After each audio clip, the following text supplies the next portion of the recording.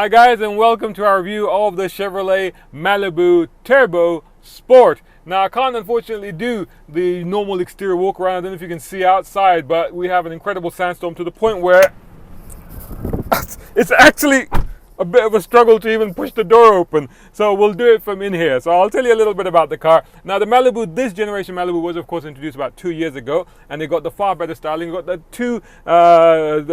two-story, if you like, or the two horizontal bar grille. And you know, it gives it a much more sleeker, more, dare I say, a sportier look, particularly in this one. But I'll come back to this one in a little bit. But certainly it's a far better looking car in this, guys.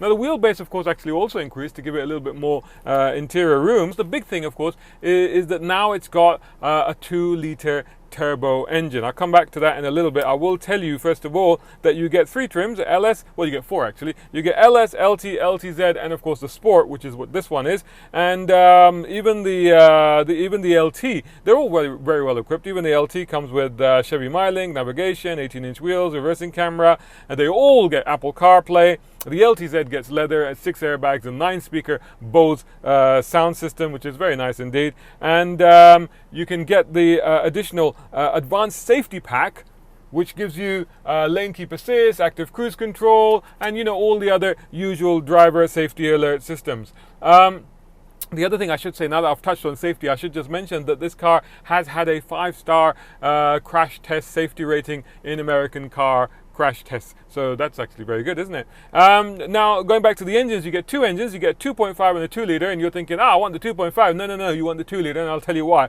Because the 2.5 gives you 186 brake horsepower, whereas the 2-liter 4-cylinder turbo, and the 2.5 is also 4-cylinder, by the way, but the 2-liter 4-cylinder turbo, it gives you 250 brake horsepower and 260 pounds-foot of torque, and it's good for 0 to 100 in about, well, just under 7 seconds. Made it to a 6-speed automatic, driving the front wheels, of course.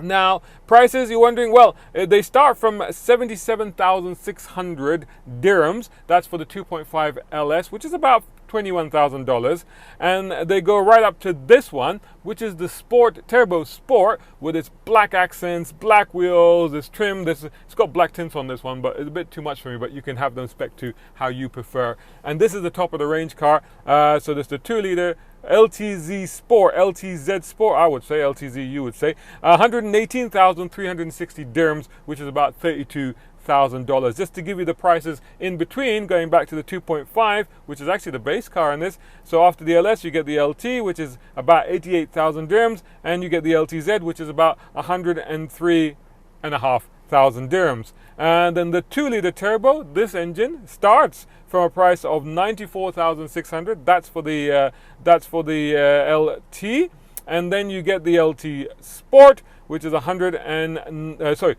LT Sport, which is 99,600 dirhams. You get the LTZ, that's just below the Sport, which is 113,360. A little bit confusing. I think I'll put them up on the screen. So, how practical is the car? Well, let's have a look at the boot first. Now, I did open the boot earlier. It is very tricky in these windy conditions, but it's generally reasonably well spaced, and there are 60-40 split folding rear seats. Underneath the floor, you have a space saver, and that's pretty much all you get. How about the rear compartment? Well, let's check that out.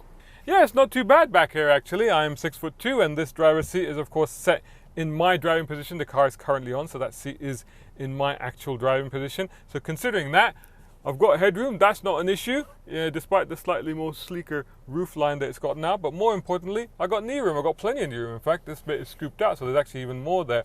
Plenty of room for my shins as well. No issue there. And good room for my right foot. My left foot, there's just something there that kind of restricts it a little bit. But then I've got that seat on the lowest setting, so that could be a problem. But generally, it's not too bad though. I just could do with a little bit more room back there. I would say about class average. You know, not one of the best in the segment, but certainly class average rear compartment space. Quite handy. 2 AC vents, even more handy. 2 USBs, you know how much I approve of that. And a 3-pointed power supply as well, in addition to another power supply. So, plenty of power back here, that's for sure. Isofix child seat anchor points, center armrest with the 2 cup holders, and generally quite spacious and quite comfortable. It feels good, although the windows are a little bit narrow, but actually I feel like I'm sitting a little bit higher back here. I'm not sure if that is the case, but it just feels like it. So actually I don't have any issue with that. So yeah, not too bad at all. And good space in the door pockets as well. Time to get back in the front. And back here to the front, well, let's have a look around here. I mean, it's got a very familiar instrument panel. You know, it's something that's very familiar now if you're a Chevrolet owner, and it has the usual bit in the middle which is configurable. I'm going to go through this because we've been through this on other cars, and even quite recently I think the Traverse and stuff like that. There's your full, you know, your infotainment system and the stereo system, and everything is there. And of course your Apple CarPlay when the phone is connected, and all the rest of it. That's all very good. There's your climate control, which is doing reasonably a good job in these very hot conditions, about 40 to 45 it's saying right now. I'm feeling comfortable in here, so that's actually really, really good. Down here, you got a little bit of a space here. You got 2 USBs down there, so 4 in total, which is really good. I like that. And another little power supply down there. You've got your parking assist features there, your traction control, space for cup holders, just your 6-speed automatic with the electronic parking brake. And in here, you've got a cubby box, pretty deep. A little bit of a slot there, maybe for coins and stuff like that. Over here, you've got space for a bottle in there, and that. There is your light switch, and the rest. There's your memory seats and all the rest of it. It's all pretty straightforward, and I think the main thing that we should really do now is let's go for a little drive and see what the Sport is like on the go. Right, here we go. Now, I did mention, of course, I have mentioned that it is extremely sandy right now, so and visibility is actually down. So just have to be a little bit careful, but these roads are empty and they are closed.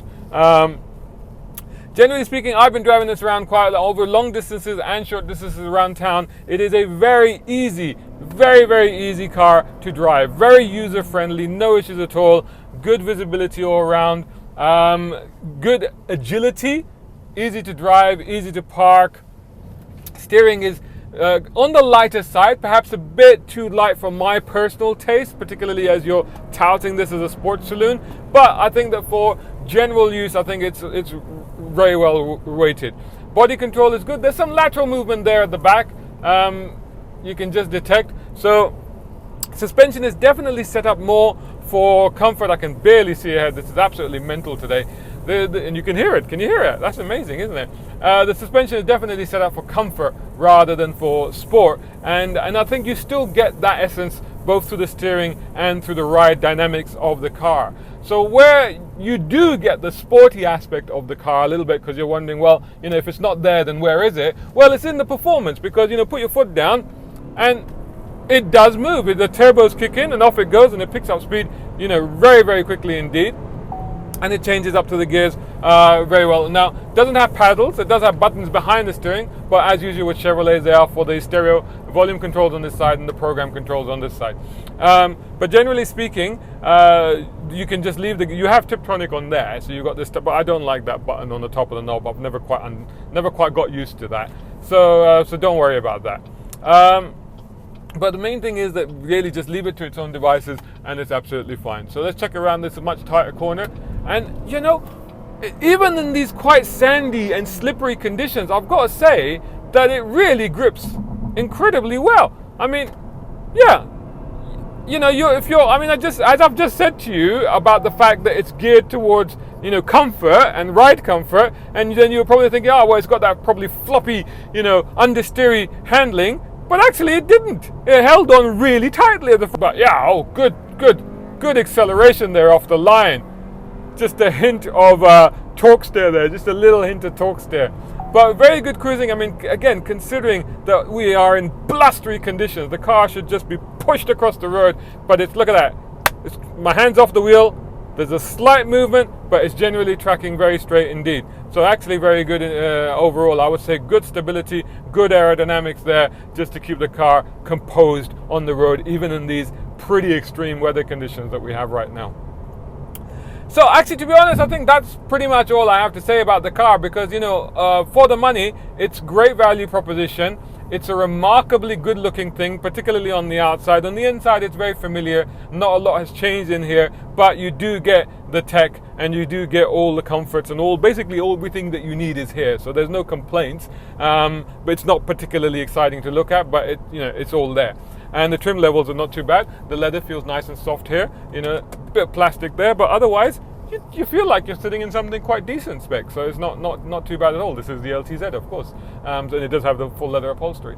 So overall, I'd say good car, definitely up there in that Camry, Accord, Altima class. Definitely one to check out, and I think it's slightly undercutting those in prices. If you look at the fact that look, really, yeah, I mean, really does. Oh, and actually tightens the line. So, you know what? Actually, I think I've done it a disservice. I think the handling, actually, it's one of those Q car type things where the handling is actually a bit better than you first take it for, because you just think that it's more set up for comfort, and also you can't feel much to the steering wheel, so maybe that's why. But the grip and the road holding is definitely there. So as I was saying, it slightly undercuts its key rival. So in that sense, it's good value for money, and I think they've got some offers and some Ramadan offers. We're coming into Ramadan now, so lots of offers on at the moment. So definitely worth putting on your shopping list, going down there, checking it out, taking for a test drive, and then deciding for yourself. If you do take it out for a test drive, do let us know what you thought of the car. I'd love to hear your feedback on the car and on the video and then everything else. And whilst you're doing that, make sure that you follow us on motoringme.com and all the social media. That's Facebook, Instagram, Twitter, YouTube. If you're watching this on YouTube, please do like, share, and subscribe. And you know what? Whilst you're doing that, follow me on Instagram. I'd love to see you there. Thanks so much for watching. Until the next one.